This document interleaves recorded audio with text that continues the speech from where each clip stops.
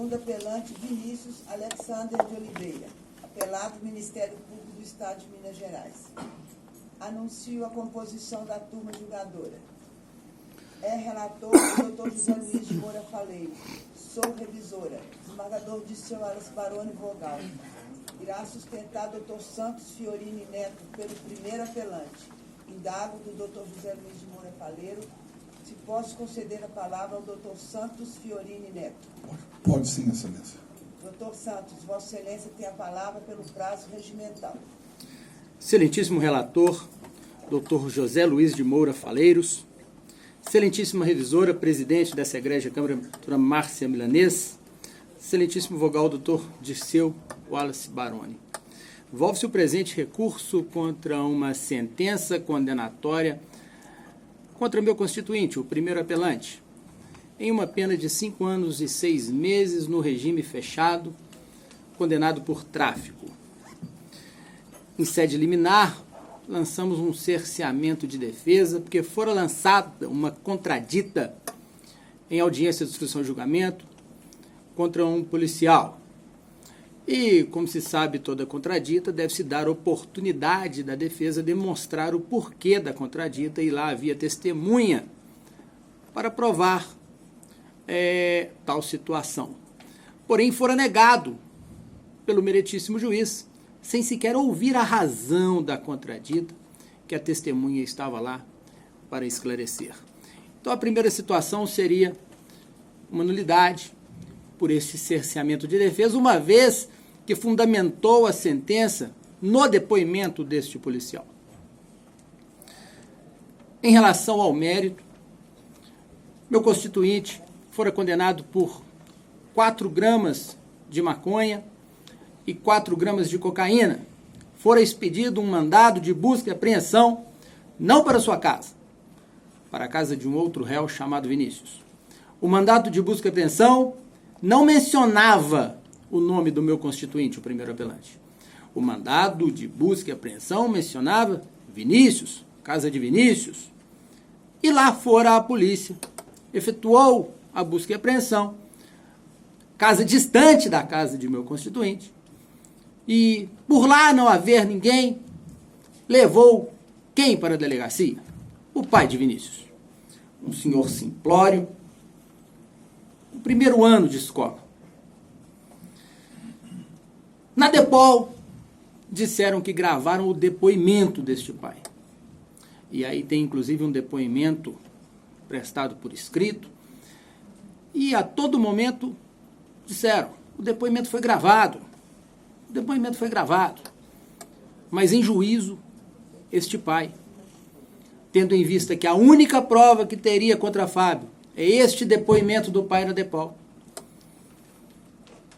em juízo o pai disse, abre aspas, que no vídeo o policial faz a leitura em voz alta e confirma com a cabeça que fiquei o dia todo inteiro em poder da polícia, que se eu não assinasse o papel, eu ia ser preso. Um senhor que tem primeiro ano, simples, da roça.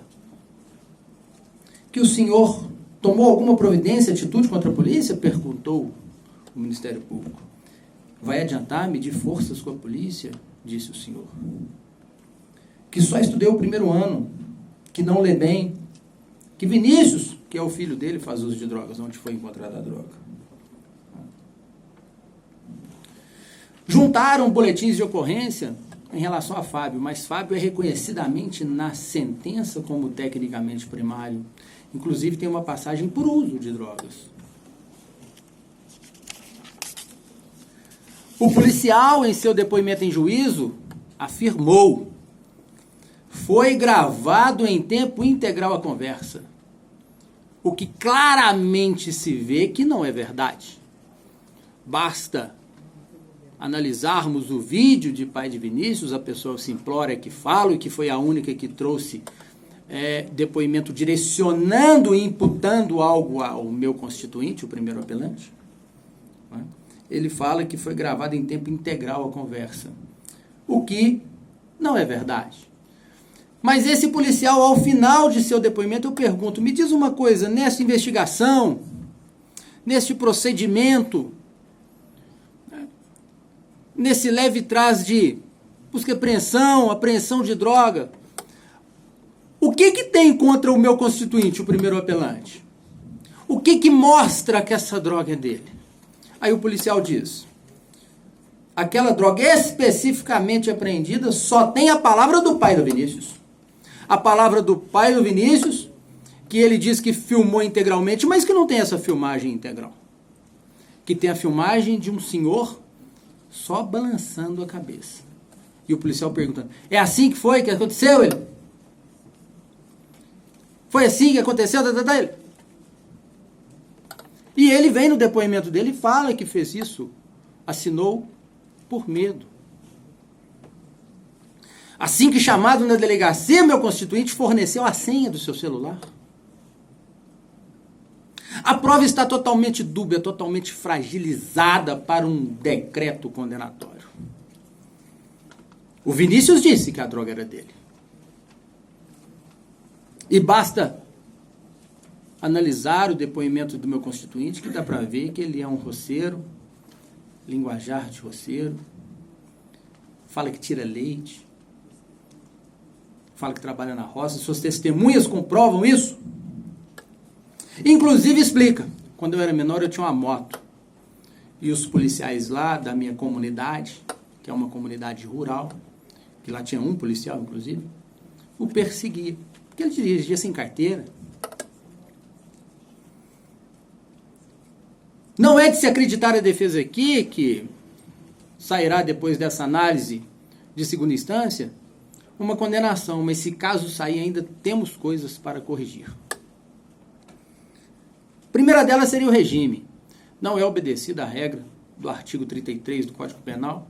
Tem uma circunstância negativa, não é a maioria. Se a pena passar de 4, como foi o caso, e se assim continuar, tem direito ao semiaberto.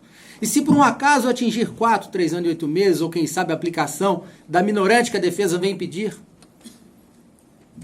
Porque aqui foram juntar vários BOs, inclusive BO de briga de pasto. Porque tem aluguel de pasto em zona rural e tem BO de briga de pasto, trazendo aqui uma situação para mostrar que o meu constituinte faz parte de organização criminosa, porque para negar o parágrafo 4º tem que provar que se dedica, né, a condutas criminosas. Então, terminando, excelências, entende pelo direito, talvez, do regime aberto, com a aplicação da minorante em seu grau máximo, a quantidade de droga é ínfima. E ainda a substituição da pena privativa de liberdade por 2 penas restritivas de direito, conforme preceitua o nosso artigo 44 do Código Penal e seguintes. Muito obrigado.